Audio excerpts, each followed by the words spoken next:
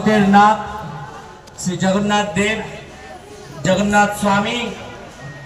आमादेर प्रत्येकेर प्रभु ताके दर्शन करबेन एवं रथेर ऊपर उपविष्ट जगन्नाथ देव के दर्शन करार माध्यमे आपनारा आपनादेर এই মনুষ্য জন্ম আপনারা সার্থক করতে পারবেন এবং শাস্ত্রে বর্ণিত আছে যদি কেউ রথের উপর উপবিষ্ট জগন্নাথ দেবকে দর্শন করেন ভক্তি ভরে প্রণাম নিবেদন করেন রথের রশি স্পর্শ করেন তাহলে আপনাদেরকে আর পুনরায় এই জগতে এই দুঃখময় এই কষ্টময় জগতে